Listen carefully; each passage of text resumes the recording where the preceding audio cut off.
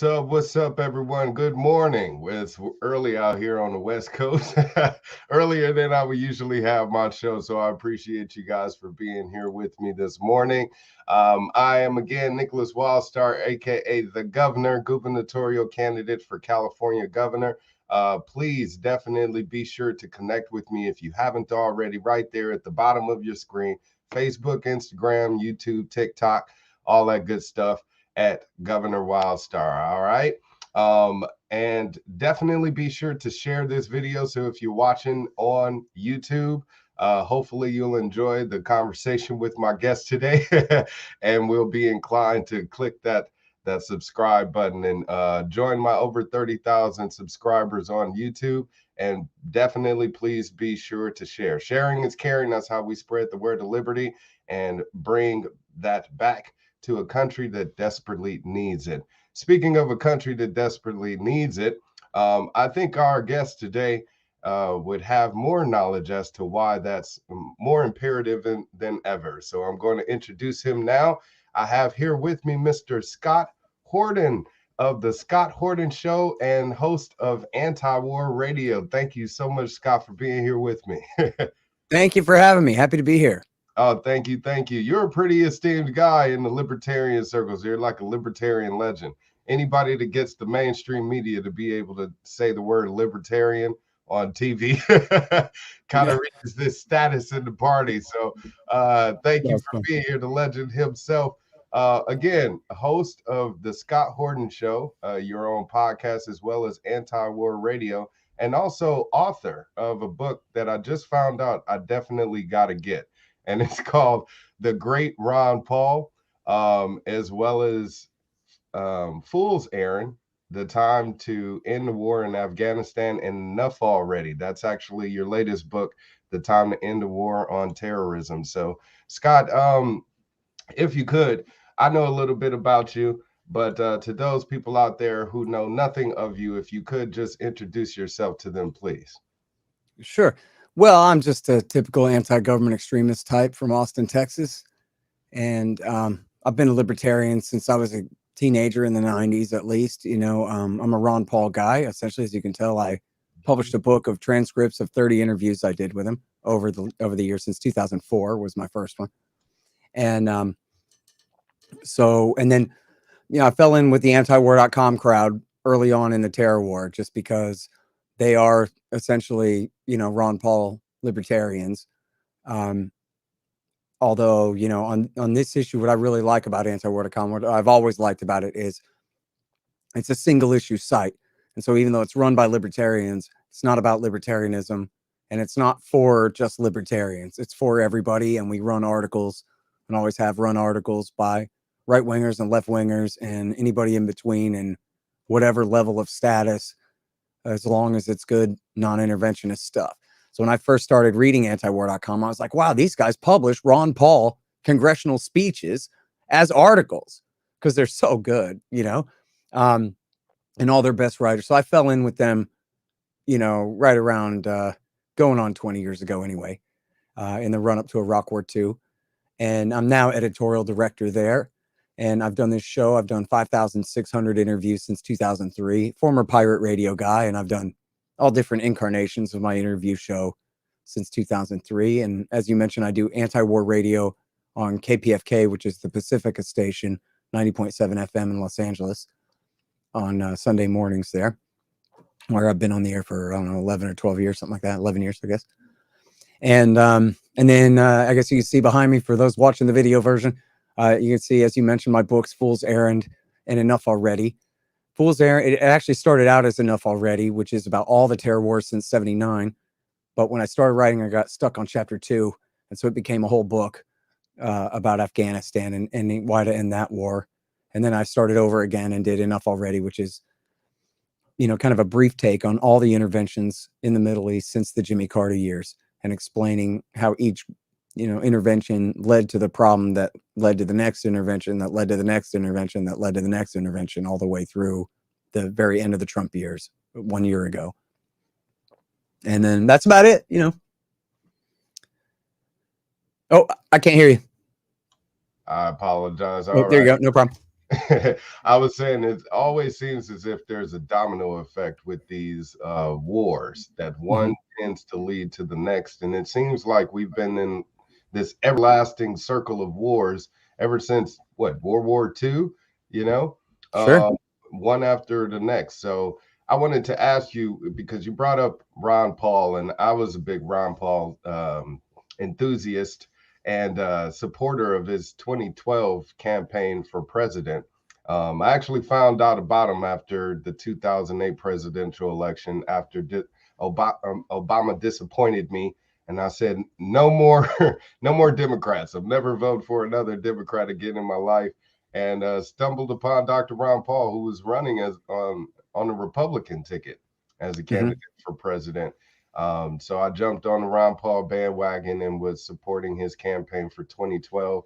Did some campaigning, canvassing for him, and in speaking with people about Dr. Ron Paul, you would think that he would have been the guy. You know, Obama was campaigning on wanting to end the war on drugs, wanting to end the war on terror, bringing back our troops, closing Guantanamo Bay. You know, everything that you would think that the leftist progressives will want to hear.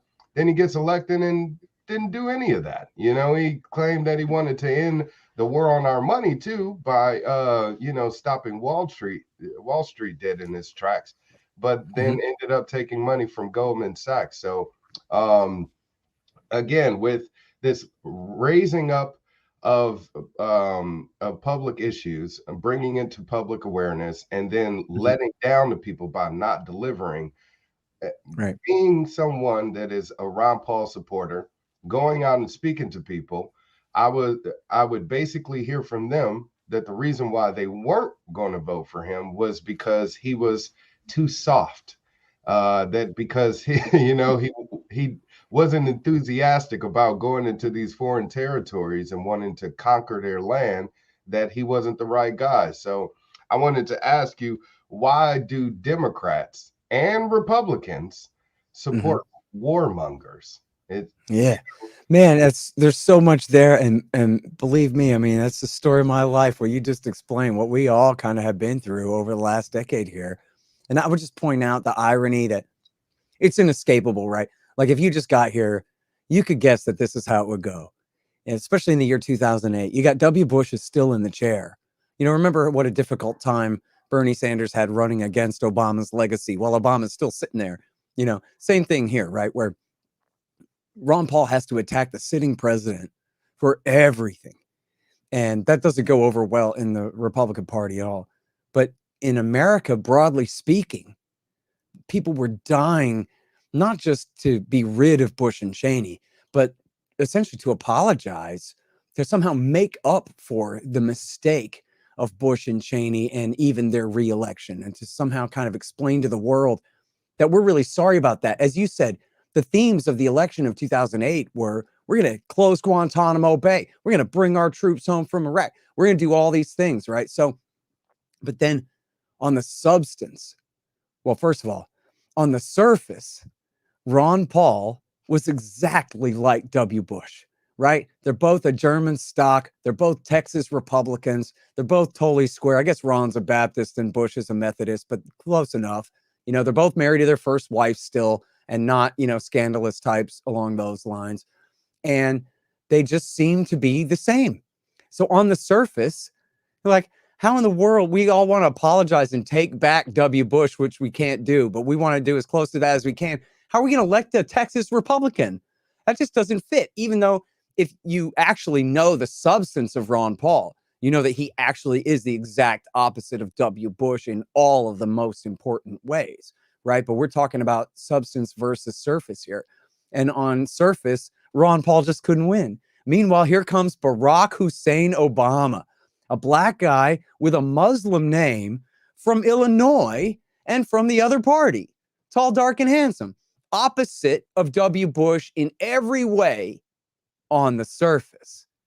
When in fact, when it comes down to the brass tacks, he's no Ron Paul at all. As you just said, he went, what, Guantanamo Bay? Forgot all about that. Oh, the war in Iraq? Yeah, we're going to end that, but we'll be back in a couple of years. Meanwhile, we have to do a giant surge up to 140,000 troops in Afghanistan first. Then we have to bomb Libya. Then we have to bomb Syria. We got to back Al-Qaeda terrorists and suicide bombers in Syria until it blows up into a caliphate, blows up in our face so bad we then got to turn around and bomb it to smithereens after we just built the dang thing just to spite the government in Damascus. And all of just this madness of the Obama years. And why is that? It's because in substance, Obama was just W. Bush. That's all he was. What was W. Bush other than a liberal Republican? He's what we call like a rhino, like a Rockefeller Republican, not a conservative. He wasn't Ronald Reagan's son. He was George Bush's son. And yes, sort of, kind of, he was from West Texas, but also sort of, kind of, he was from Connecticut. And he's the cousin of the Queen of England. And is one of these old school blue blood, essentially liberal Eastern establishment guys is where, he comes from. Well, who's Obama? Right. Obama's a conservative Democrat, a corporatist conservative Democrat. On the surface, okay, he's black and he has some progressive friends and he says some progressive things. He sure doesn't look like Hillary Clinton. But on the substance of who he is and what he stands for, he is a Bill Clinton, third way, not progressive or leftist, but a right-wing corporatist Democrat. Right. In fact, you talk about him taking money from Goldman Sachs. The first thing he did was take instructions from Citigroup. And we know this from the heroic Julian Assange, published these WikiLeaks, which it's just incredible. Anybody can check my work on this right now. Put it in your Google and look and be amazed and see. We're in the WikiLeaks. It is proven that an executive vice president from Citigroup in Chicago picked Barack Obama's cabinet. He said, you're going to make Timothy Geithner your Secretary of Treasury. You're going to make Hillary Clinton your Secretary of State. You're going to keep W. Bush's Secretary of Defense, Robert Gates, on down the list. An executive vice president from Citigroup telling the president of the United States, here's your cabinet. Yeah, here's your marching orders. The banks. I mean, the whole too big to fail statement was coined by Obama. So it's very disheartening. And if anything, it's discouraging for the people that would love to see some type of a change happen through our electoral system. But yet seems like time and time again, when voters hit the polls or the voting booths, that it doesn't end up translating that way. I mean, here we are with Biden, who people thought would be different than Trump, but it's more of the same, that we're starting to see. So with that whole war machine, it just keeps on going, whether it's red or blue. And it's the money. I'm sorry, because that was your question. Why is it like this? And the answer is essentially just like with everything else. It's special interests, meaning not the national interest, not the interests of the people of California and Texas and New York, but the interests of certain groups who have influence over the central state. So the obvious candidates are things like banks, big agribusiness firms, oil companies, arms manufacturers. But then you also have foreign governments like Israel and Saudi Arabia and Turkey. And I just did a great interview with this guy, Ben Freeman, about how Ukraine has spent more money lobbying in the last year in Washington, D.C. than anybody ever. They even put the Israelis to shame and the Saudis to shame in their efforts of lobbying. You wonder why we're getting such a singular point of view on Ukraine and Russia issues right now. They've been spending millions of dollars that they got from our pockets anyway, that they got from, American taxpayers in the first place, and then turn that money around and spend it essentially, I don't want to say brainwashing, influencing is all it takes. Influencing congressmen and senators, influencing the media, influencing the think tanks, and just pouring money in. And you won't get paid to say, come on, let's hear Russia's side of the story here for a second. But you will get paid to say, this is Ukraine's side of the story. This is why Russia is bad, bad, bad. Here's your check for $30,000. Come up with another one. And so, but that's just how it goes, We the people know that the mainstream media lies. We know that it's bought out, whether it be Republicans or Democrats, that the big banks and Wall Street pretty much pulls their strings. So it's no mystery to the public. You know what I mean? What it more so boils down to is their action and their vocal support of their supposed leaders, whether it's, a Democrat or a Republican or whatever the case may be.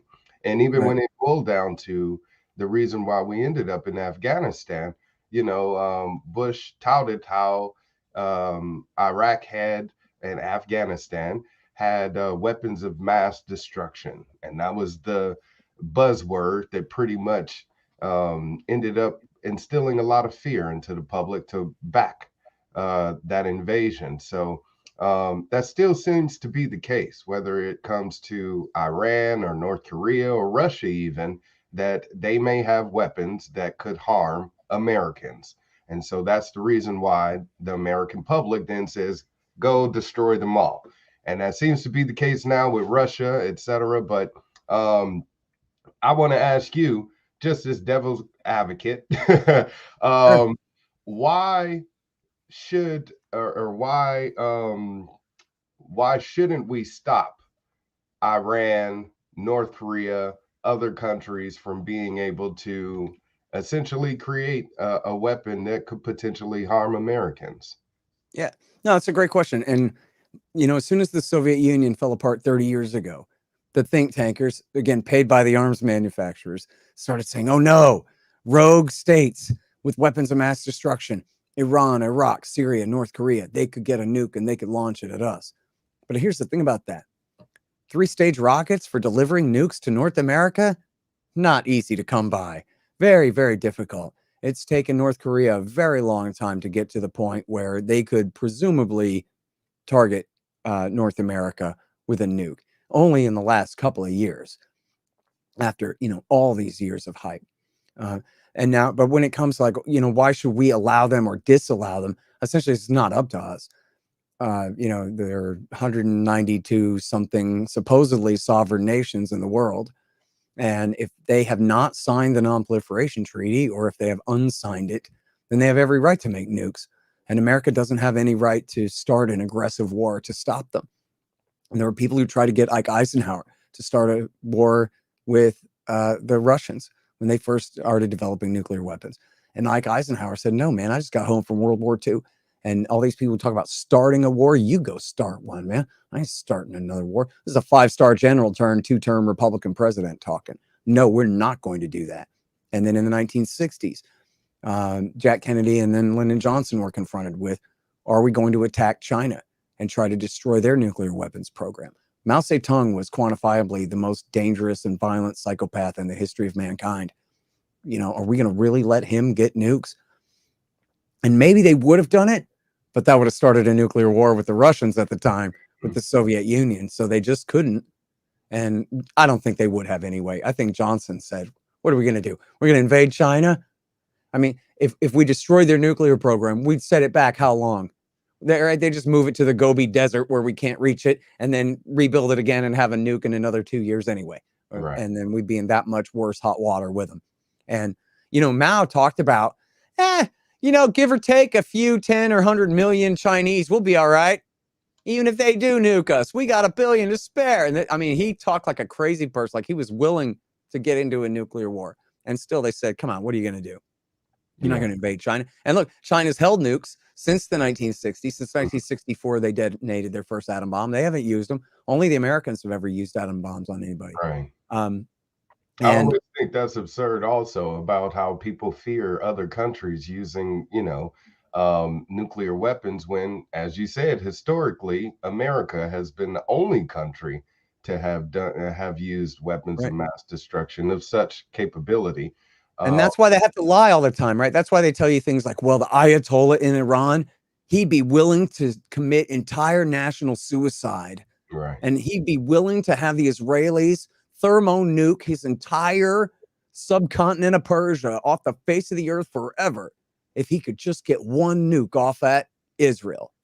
Well, that is the stupidest damn lie in the world, right? And the reason they have to tell you that, the Ayatollah, he's such a religious fanatic that he would not mind dying or his whole country being wiped off the face of the earth if he could just kill a few Jews. The reason they have to tell that story is because otherwise you would say to yourself, well, look, even if Iran did get a nuke, the Israelis got 200. So what are they afraid of? It's not like Iran is going to attack them because Iran knows they're deterred, right? They already are deterred. The Israelis got nukes first. They got nukes years ago. So then they go, well, yeah, but so the Ayatollah wants to kill himself. You know, they have to come up with just this nonsense because, in other words, because otherwise you would realize that, in fact, if Iran got nukes, it would probably lead to more stability rather than less in the region. You know, right now, Israel has a nuclear monopoly and they start wars whenever they feel like it. And maybe if they didn't have a nuclear monopoly anymore, maybe they'd have to behave themselves a little bit more. And in fact, in my book, I quote Israeli partisans in America and actual Israelis making exactly that complaint.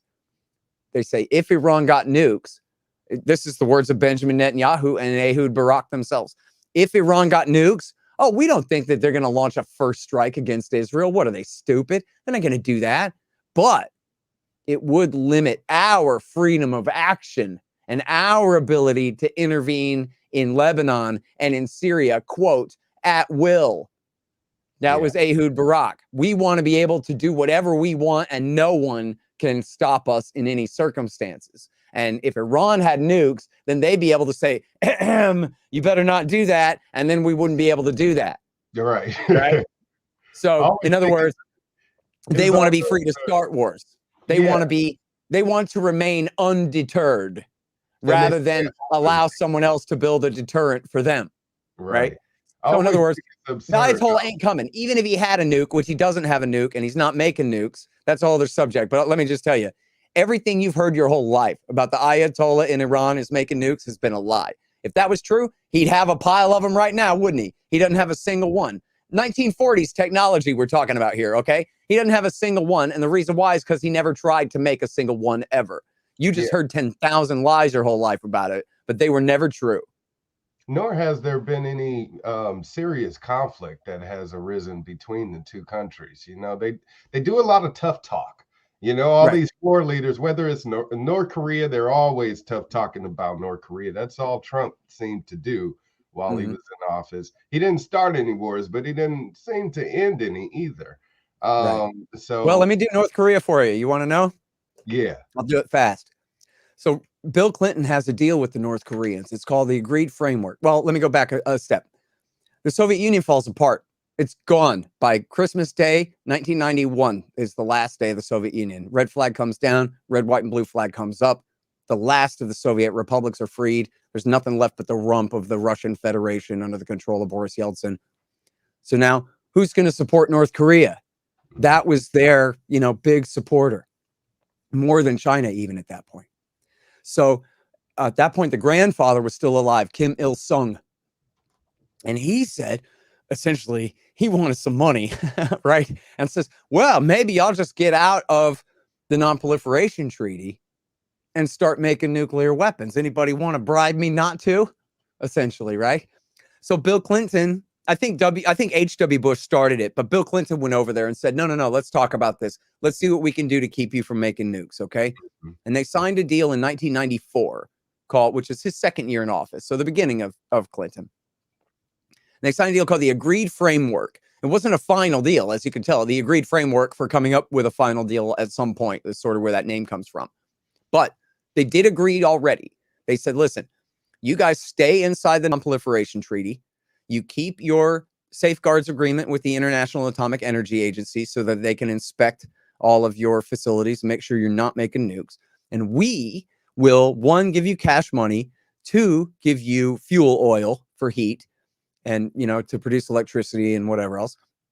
And 3, we'll sell you light water reactors. In fact, they're going to get Donald Rumsfeld's company, which got the money and never delivered the reactors. They got the contract to deliver the reactors. Now, the significance there is a light water reactor does produce plutonium waste, but it's polluted with so many other impurities that it essentially makes it impossible to harvest that plutonium and use it for a nuclear weapon. So a heavy water reactor puts out plutonium that you can harvest that plutonium and start making nukes out of it pretty easily. A light water reactor makes that much, much more difficult. So in other words, you can have nuclear power without being a weapons proliferation risk if we can get you to switch from a heavy water reactor to a light water reactor.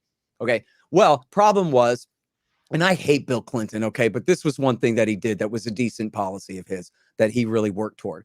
But he had Newt Gingrich and John McCain and the scum in the Senate and the House and the Senate who refused to go along with this. So they refused to appropriate the money to go to them, and refused to allow the fuel oil to go, and refused to allow the light water reactors to go. So here, the North Koreans are staying in the deal.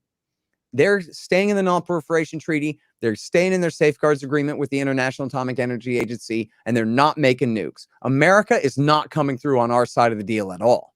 Yeah.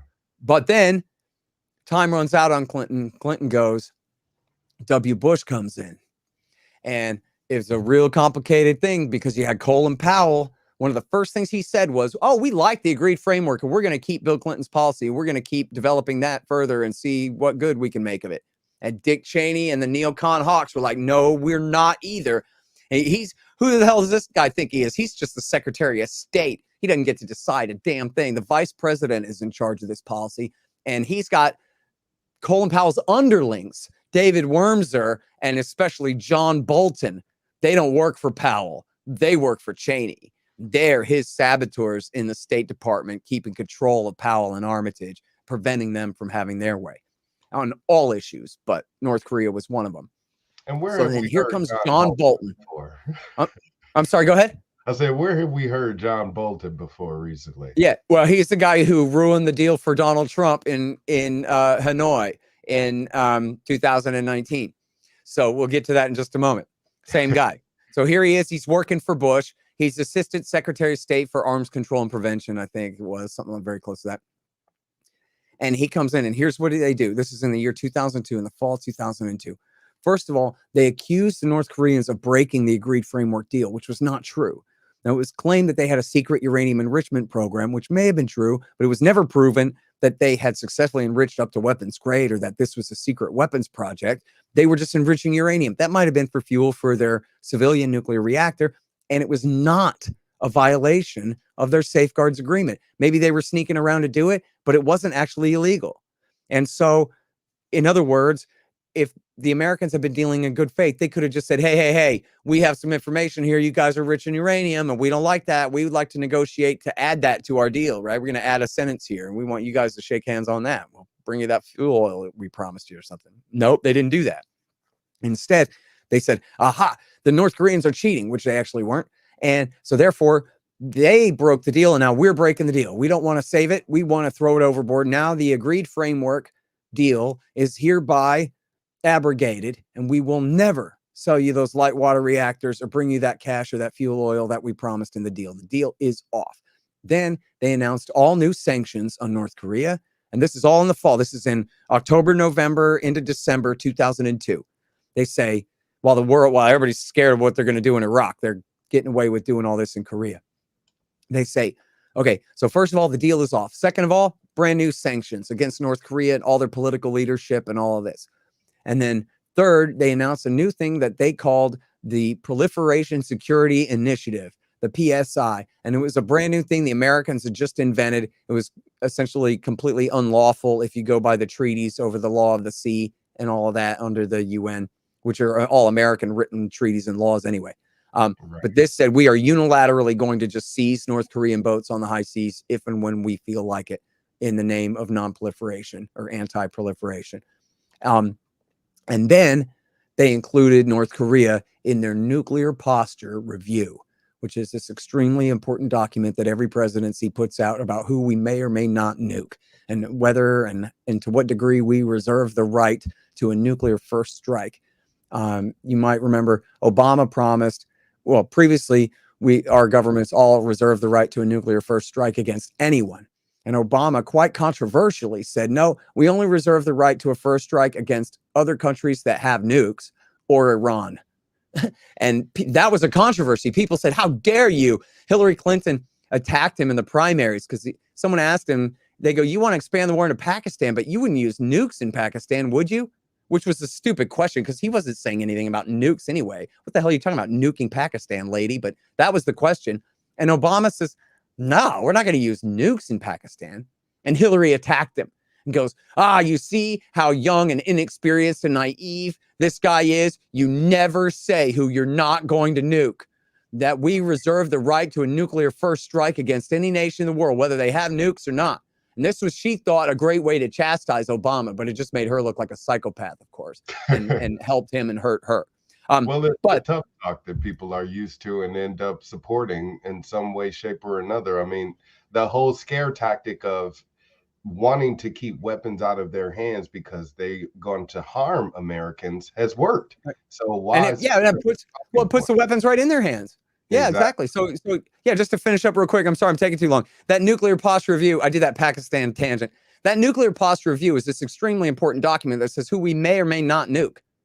Okay, and they put North Korea right in there on the short list for regime change and possibly nuclear war. Only then, after breaking the deal, announcing new sanctions, announcing we'd seize their boats on the high seas, and including them in the nuclear posture review in this provocative way, only then did the North Koreans under Kim Jong-il, the son, announce that they were going to leave the non-proliferation treaty and kick the safeguards agreement with the IAEA and kick the inspectors out of the country. And then, just like in the deal, they waited 6 months. You have to announce 6 months beforehand you're leaving the treaty. And that's exactly what they did. 6 months later, they left the treaty, kicked the inspectors out, and they started making nukes. They started harvesting plutonium from their heavy water reactor, and they started making nuclear weapons. All estimates are they now have a couple of dozen of them. And this is all W. Bush and John Bolton's fault. 100%. This didn't have to happen at all. And now what the hell are these men thinking? That, well, what we're going to do is we're going to provoke them into starting making nukes. And then what? You're going to, either one, you're going to use that as a pretext to invade before they can succeed in getting one, or you're just handing them nuclear weapons. Well, what'd they do? They were kind of busy invading Mesopotamia at the time. So instead, they just pushed North Korea to nukes. Mm-hmm. Now, as you say, they want to cry all day about North Korea's nukes, but whose fault is that? USA, 100%. You know? And it's crazy that we kind of, I guess, gloss over the details as to how these other countries end up with their weaponry, or even, their insurgents, since we, in a sense, created Al-Qaeda, which then became ISIS, and a lot of Americans don't want to hear that. But it was our interference into foreign affairs that created them, with Papa Bush, back in the 90s. And I really think it's absurd for Americans to want to think that keeping another country from defending themselves is okay, especially when, like you said, a lot of the, agreements to do such a thing came from American policies, treaties that were created by American officials. So, and then we're the ones who break them. Yeah, and then we're the ones who break the treaties, and then we get mad that they're, start acting like we don't want them to act. At the dawn of the terror war, at the dawn of Bush's terror war, they had a real problem. They go, look, the danger is that Osama, this bandit hiding out in no man's land in the Afghan-Pakistan border region, who Bush obviously quite deliberately let escape so he could continue to serve as a boogeyman out there. Right. Well, this terrorist who did 9/11 does, well, the axis of evil countries could give their weapons of mass destruction to him to use against us, as you were saying before. Mm-hmm. But now, who's the axis of evil? Iran, Iraq, and North Korea. But what do we have? If you're George Bush, you have a real problem with Iran, Iraq, and North Korea. And that is that all three are members of the Non-Proliferation Treaty. Right. And all three have safeguards agreements with the IAEA. And all three are verified to not have nuclear weapons programs. And so how are you going to claim that they're going to give a nuke to Osama if they don't have any nukes?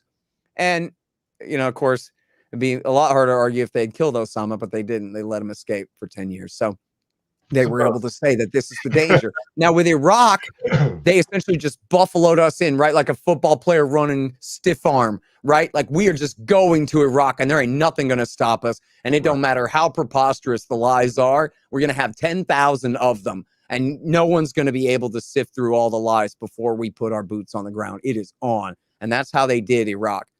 But then they made it happen. They made it happen. But then what are they going to do with Iraq, with North Korea and Iran? In Iran, the Ayatollah goes, hey, man, my hands are up. My books are wide open. I'm a member in good standing of the NPT. I got an agreement with the safeguards agreement with the IAEA to verify what we're doing. You can't shoot.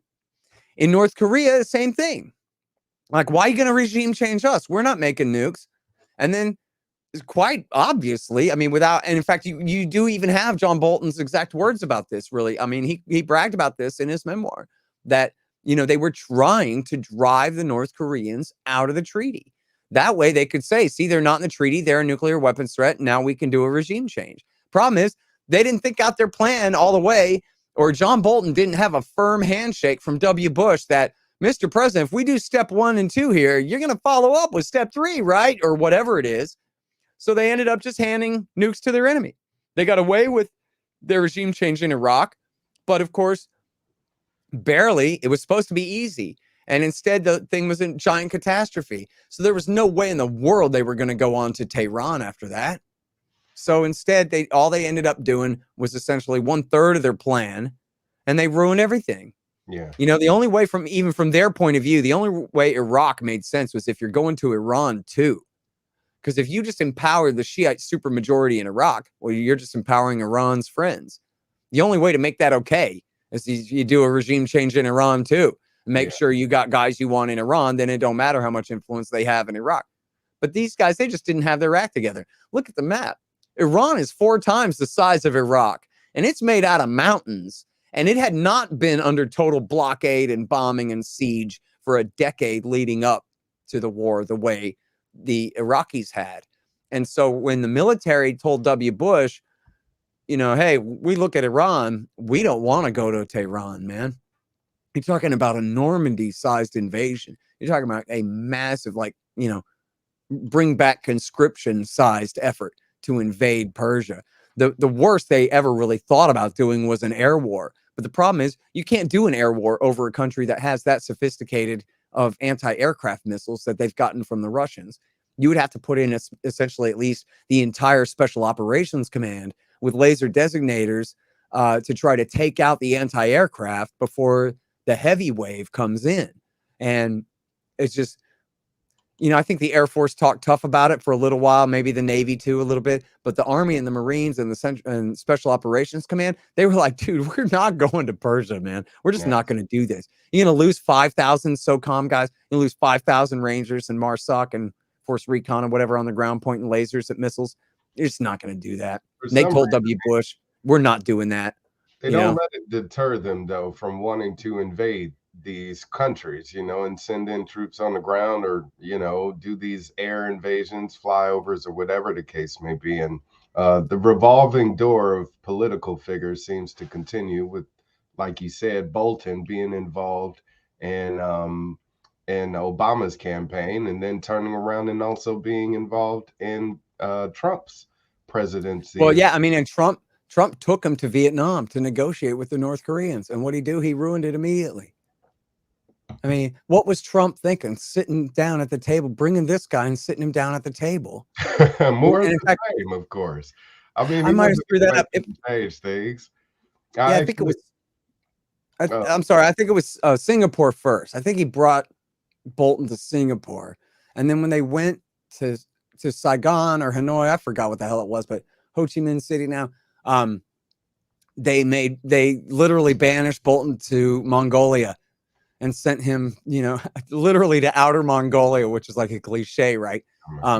So that he would be out of the way. But by then it was too late. Yeah. And you know what, too? The Democrats played a horrible role here, man. You know, when Richard Nixon went to China, he secretly went to China and shook hands with Mao Zedong, and then came back and told the American people and the entire American political establishment, guess what, everybody? I just went and shook hands with Mao Zedong, and we're friends with China now. And the right-wingers flipped out. But the liberals, the New York Times, and the Democrats in the House and the Senate, they all said, we support President Nixon. We didn't recommend this policy, but if he and Kissinger think this is the right thing to do, that we want to make friends with China now and try to split them away from the Soviet Union, and this is a way to end one of our Cold Wars, our expensive Cold Wars, let's do this. This is fine, and we support our president in doing that, right? Well, here's Donald Trump is essentially in the same position. He's trying to make peace with the dictator of North Korea. And the day that they met, and I'm sorry, I keep screwing up which was Singapore and which was Vietnam, which meeting was which. I believe it was the one where they were in Vietnam. First of all, the Democrats in the Senate, or maybe it was the House. I guess it was the House, but still, it was the Democrats deliberately in that moment, even while Trump was sitting there negotiating, they were forcing his lawyer, Michael Cohen, to testify before their committee, trying to find any dirt that they could possibly get on him, which put huge pressure and was a huge distraction for Trump as he's trying to negotiate possibly a deal to get North Korea to begin a process toward abandoning their nukes. Right. If we could give them enough security guarantees that they would even give up their nuclear weapons, that's what it was at stake. And the Democrats, instead of saying, look, we may not like Trump, but if he's going to negotiate a serious treaty with North Korea here and make some real progress towards disarming them, then we got to support our president. They didn't say that. They did everything they could to disrupt him and distract him. And then the media, led by the New York Times, who had supported Nixon when he made friends with Mao, the New York Times, the Post, and all of TV news did nothing but mercilessly attack Trump and say, and it was completely nonsensical too. They said it's stuff like that made no sense whatsoever. Oh, Trump's just going to give away the whole store. Oh, he's just going to give everything to North Korea. That wily, sneaky, brilliant genius, Kim Jong-un, while he's just going to twist and manipulate and walk all over Trump and get whatever he wants. Blah, blah, blah, blah, blah. They kept saying that. And yet, no details. Right. What exactly was Kim Jong-un going to twist and wrangle and walk all over Trump and get from Trump? Yeah. A little bit of money, a pat on the head, an assurance that we would work with the South Koreans on reunification. What was he going to do? He's going to give them all the gold in Fort Knox? What? Yeah, we don't even in know. What way was Kim Jong-un going to take advantage of Trump? They had no explanation for what it was even going to look like, but it didn't matter. They just said that over and over and over and over again in the 2 days leading up to it and all through the time of the summit. Oh, we just know that old Donald Trump's getting bent right over a barrel right now. He's in a position of weakness. And because of his weakness, he's giving in to Kim. And so in that environment, he couldn't sign a deal. Right. I mean, he could have, but Donald Trump couldn't have.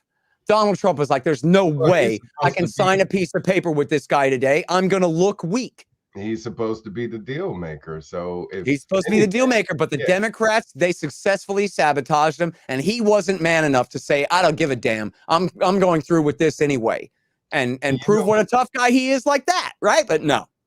Even a corporate media machine tends to do its flip-flopping on against the left as well. I mean, when Biden pulled the troops out of Afghanistan, it was, oh, he's weak, and positioning the Taliban there to take over and leaving all of this equipment behind, weapons, etc. So they did the whole weakness slander against Biden as well. But I wanted to talk to you also about the left and the Democrats, because there's another issue that they tend to be flip-flopping on right now as well.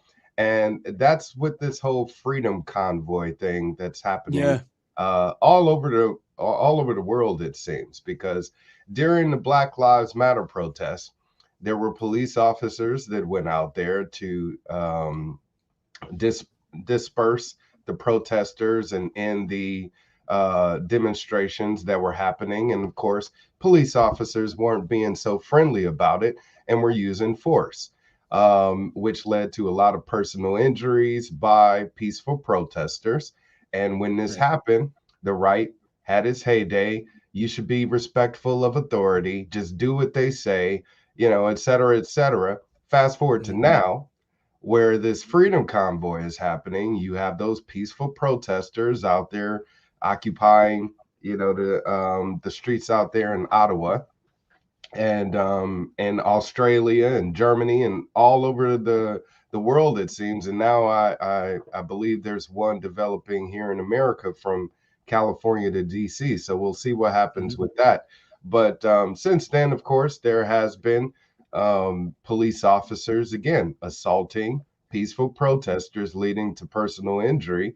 I actually have a story of it here, where Ottawa cops clear out the last Freedom Convoy protesters. They had horses. They were trampling over protesters, and you don't hear the left talking about the abuse of police officers against these people.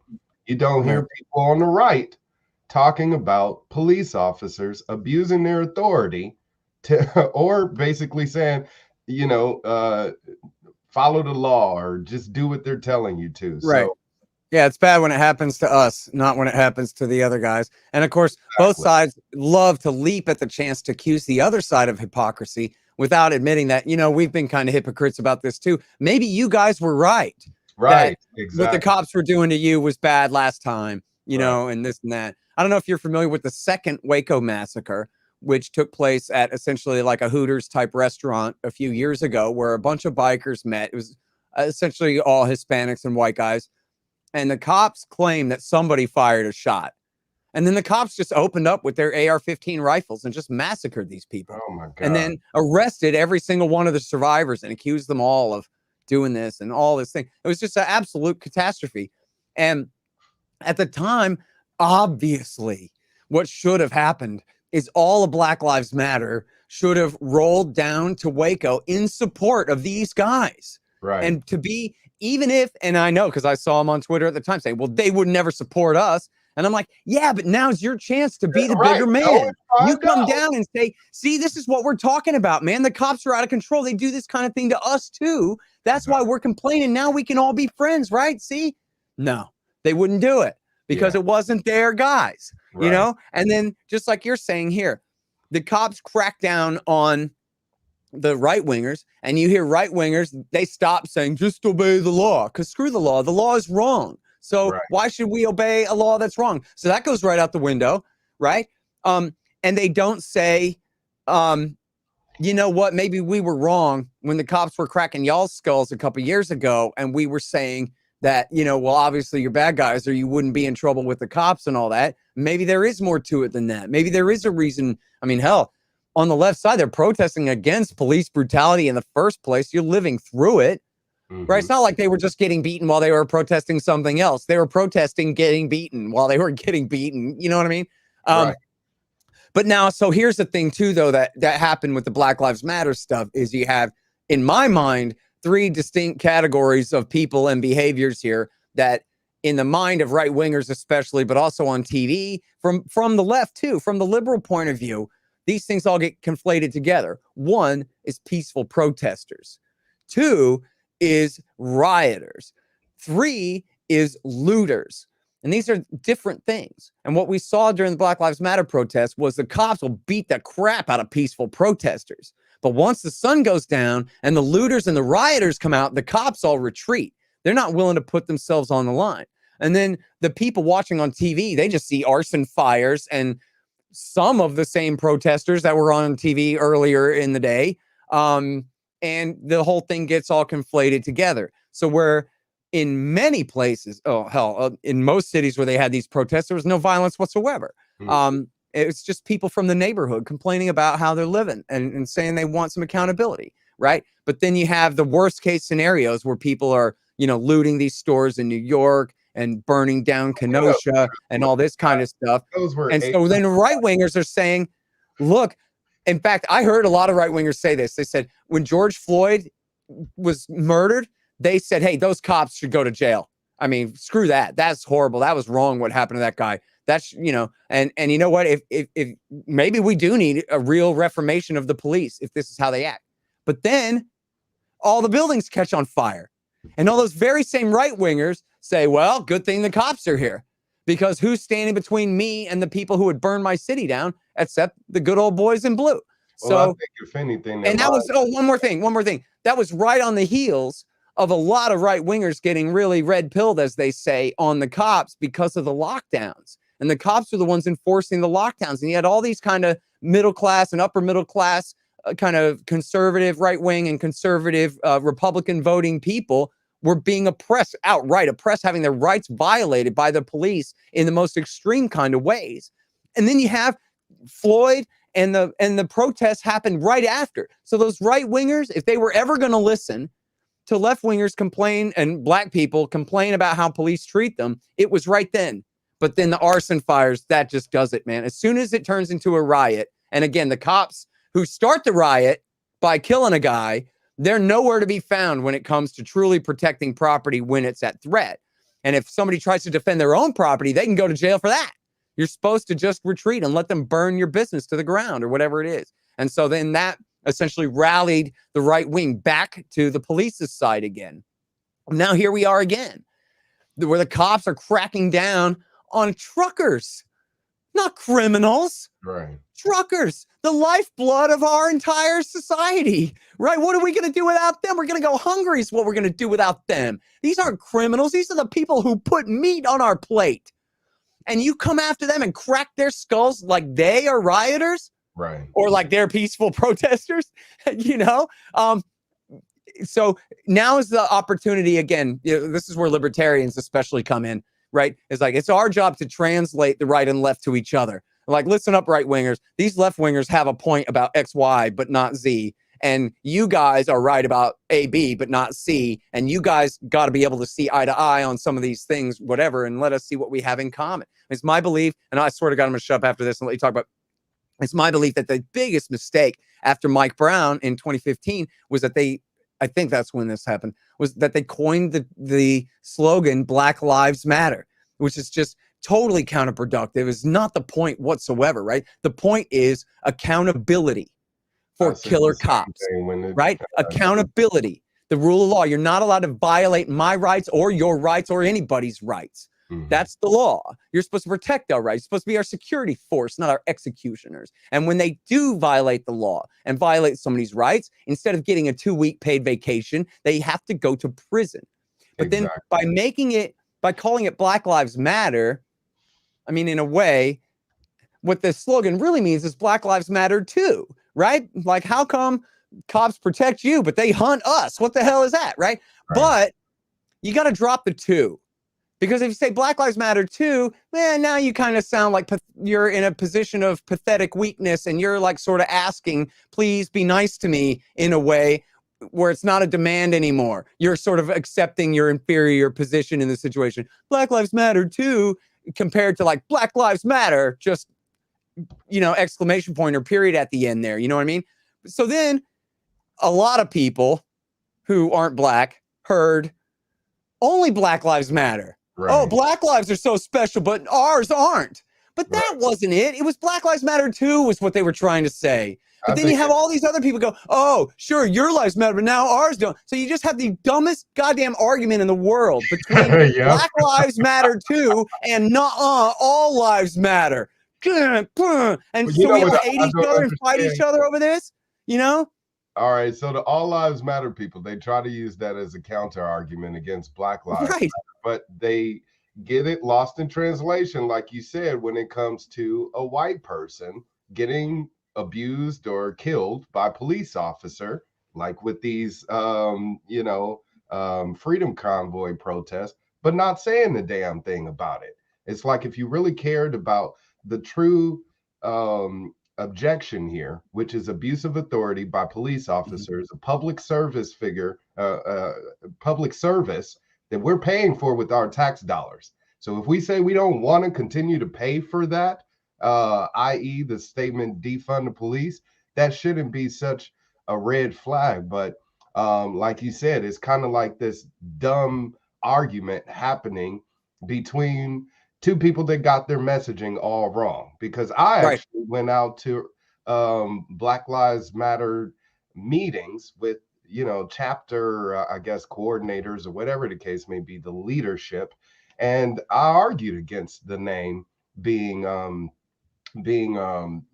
alienating towards allies that are not Black, that would love to help in that call to action. And I was actually ushered out of those meetings because of that questioning. So I actually, because we're winding down on time here, I wanted to ask you a question, because you did bring up libertarians' role in all of this. And libertarians do have a role to play. It's kind of like, but they're still being a bit timid on stepping up to the plate and speaking up and saying what needs to be said, you know, whether it be the color of their skin preventing them from doing so, or just their ideology, or maybe whatever the case may be. So I wanted to ask you, does political party affiliation matter when promoting libertarianism? Because I'm also a Republican now, running a Republican candidate running for office, and I get shamed for that, even though I tell people I'm a Ron Paul Republican, and you know the Libertarian circle now doesn't really Right. want to be supportive of me because of that. Man, So, I love what you're doing. I think it's great, oh, thank and I think, you know, I'm a huge supporter of the Libertarian Party. I'm a huge supporter of the the Free State Project up there in New Hampshire. They're trying to get all libertarians to make one real free state out of the 50 to serve as an example of the rest up there. There's all different organizations that work on supporting Ron Paul, Republicans, especially for example, for the state house and state senate seats across the country. Young Americans for Liberty has been at that for a long time. I'm supportive of all of these efforts. And you know, I haven't really been a Libertarian Party member all this time, but I've joined now. And there's a big push on to get a bunch of real Ron Paul libertarians, the Ron Paul Revolution, to join the LP and make it something that really speaks for us and something we can really be proud of, and you know, speak for us in the American political conversation in a way that we can be heard. And so I think, you know, like the Empire calls it full spectrum dominance, right? You just essentially try to dominate in every area you can. We should have libertarian mayors and libertarian sheriffs, if possible, libertarian, you know, representatives. If we could get even just one libertarian elected to the U.S. House of Representatives, officially representing the Libertarian Party, that would just be absolutely a riot. I mean, if they were determined to go up there and do their best Ron Paul impersonation and tell the brave truth up there every day, the way that he did, then that would just be huge for moving America. So, you know, what you're doing is the right thing. And if we were having this exact same conversation and you were running as a Democrat, I'd be supporting that too. I mean, the Democrats are really bad on a lot of things, but some of them, as in individual human men and women, are not that bad. Some of them really hate the FBI. Some of them would repeal a lot of the worst things about the federal government if they could, especially on the far left. You know, the further left you get, progressive and socialist, they get really anti-imperialist. That's because they conflate imperialism with capitalism, but whatever, man. End the wars first. We'll bicker about the stupid stuff later. But, you know, you can't have a limited constitutional republic and a world empire at the same time. So, you know, I would say anti-imperialism is at the core of libertarianism, even more than it's at the core of communism or that sort of leftist thought. But at least, you know, the hardcore leftists are pretty damn good on war, and they serve a very important purpose in putting pressure on the liberals to be less worse. Because as you were indicating before, the liberals their instincts on foreign policy are just absolutely horrible all the time. So you have to have that pressure from the left to try to make them, you know, less worse. But so in other words, though, good libertarians ought to be able to, or libertarian leaning leftists or leftist leaning libertarians ought to be able to participate in the Democratic Party in a way to try to make it less worse on the margin, the same way that you're doing with the Republicans now, the same way that, you know, a great many people are trying to do across the country. So, you know, yes, we need more podcasts, more radio shows, more TV shows, more political candidates in all three parties, you know, more writers, more everybody doing, just as Ron Paul said, this wasn't a cop-out. People would say, Ron Paul, what should I do? And he would say, do what you want. And that was, you know, it was a double entendre thing, because the first thing was, the whole point here is be free, man. Make your own decisions. But two is, when it comes to how can you help, man, I can't really tell you what's the best thing for you to do. You've got to decide for you whether it's politics or whether it's writing or whether it's art or whether it's anything, whatever it is, man. It's on you to figure that out and do the best to essentially, at the bottom line, keep teaching people about liberty. Keep teaching people why it doesn't have to be this way at all. It could be way better. If we would just stop doing A, B, and C, everything would be great. And let, you know, keep saying that where people can hear it. And the message is a winning message, Because just look at what a horrible job the so-called moderate centrists have done over the last generation. They got this entire 21st century off on the wrong foot in terms of foreign policy, in terms of the police state here at home, in terms of our absolute economic, basket case situation they have with our inflated paper money and the constant boom and bust cycle they put us through, which for people, you think the economy's bad now, just wait until the crash comes. I mean, we got an inflationary depression coming up. We haven't even gotten to the bad part yet. And so our establishment has let us down. They've just abandoned us. And guess what? On the things that libertarians are best on, right? Real free markets, not corrupt crony capitalism, right? Peace instead of imperialism. Essentially a decentralized federal limited republic, if you can imagine such a thing, instead of this unitary state that they've built in DC. And, we've thought all these problems through. We have the solutions to the problems of the regulatory state, to the problems of the welfare state, and of course, to the problems of the police state and welfare for the rich and imperialism and all these things. So it's the perfect time for libertarians in the LP, in the Republican Party, in the Democratic Party, and for that matter, the agorists at their farmers market, and, people buying and selling produce with alternative cryptocurrencies that will never be traced and this kind of deal. Like, more power to everybody. Just follow that Ron Paul advice. Do something. You figure out what it is, but do something to at least make yourself free. And if you can swing it, find a way to educate others and help move the margin in our favor. Exactly. I couldn't agree with you anymore, Scott. I mean, I truly appreciate you being here. I got to get that book. Oh, it's on the way. Just email me your mailing address, man. I'll send you both. All right. I'll send you all three. Yeah, I'm a Ron Paul enthusiast, and I have a few of his books, In the Fed and Liberty Defined, and I would love to add the great Ron Paul to my collection. So awesome. I definitely got in the mail, man. You got it. And all of you out there, please be sure to check out Scott Horton over at scotthorton.org. You can check him out on the Scott Horton Show, AntiWar Radio, and also director of the Liberty Institute, correct? So people definitely got to be sure to connect with you there. Scott, again, thank you so much for being here with me on the Black Side of Liberty, and I definitely got to have you back on sometime again soon. Absolutely. Great talking with you, man. Thank you very much for having me. All right, brother. Take care. Peace. All right, you guys, that again was Scott Horton, director of the Liberty Institute, host of Anti-War Radio and the Scott Horton Show. So you can head over to scotthorton.org, as you can see right there at the bottom of the screen. Click that link. Well, you can't click it, but use that link to connect with him. You can find out about all of his books as well.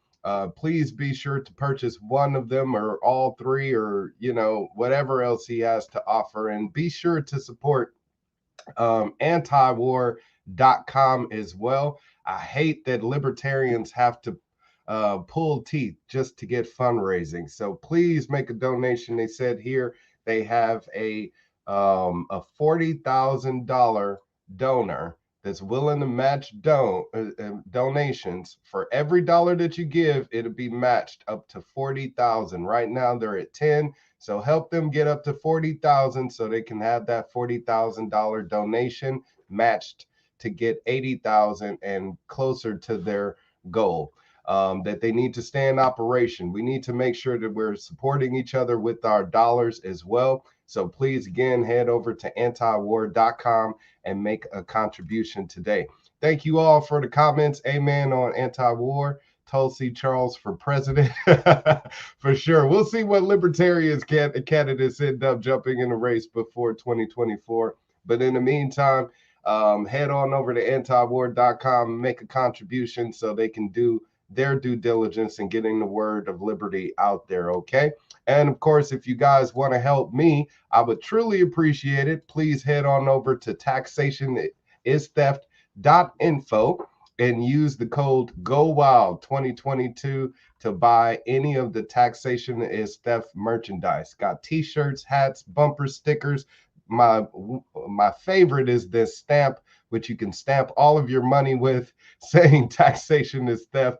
So be sure to purchase any of the merchandise using my code GoWild2022 to get a discount, as well as make a contribution to what I'm doing towards my efforts of expanding liberty, okay?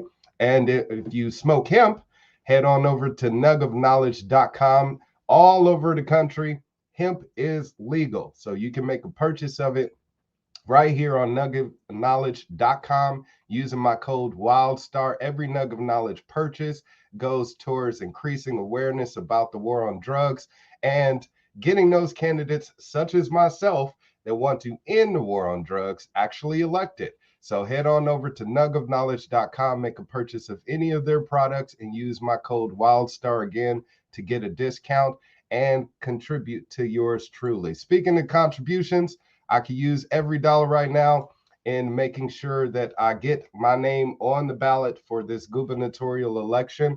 The filing fee is $4,300 plus, so about $4,400. And I'm nowhere near that. So please head on over to my website, wildstar2022.com. Make a contribution today. Yes, do what TJ said. Go wild. Wildstar for governor. Help me get on the ballot so I can represent all of the liberty lovers in the state of California, and give me a chance to be elected and, get rid of this regime that has controlled our state for too long. So head on over to wildstar2022.com today and make a contribution, or you can just Cash App Governor Wildstar now, using Cash App, $ Governor Wildstar. So thank you, TJ, for all of the comments. Shale Karas, I saw jumped in here as well and dropped some comments. So to all of you out there that were watching that didn't say a word, I do thank you for being here as well. Please be sure to come back later on this week where I'll be having another Black Side of Liberty episode. I got banned from YouTube for talking about the virus that shall not be named. And so I'm going to do my best to not speak of such a thing so I can, prevent from being banned again. But I'm back on YouTube.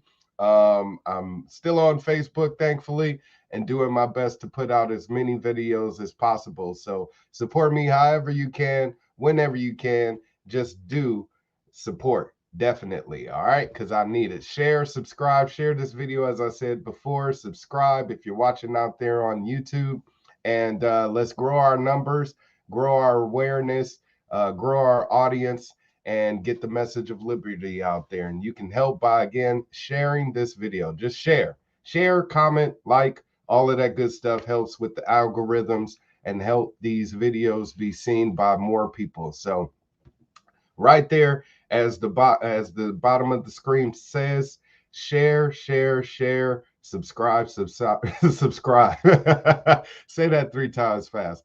Anyways, you guys, I'm going to get out of here. I got a lot of things to do, but like I said, I'll be back Wednesday. So be sure to mark your calendars, and let's talk more about how we can bring back liberty. All right. Till then, you guys, I'm up out of this bitch, and I'll see you later. Peace.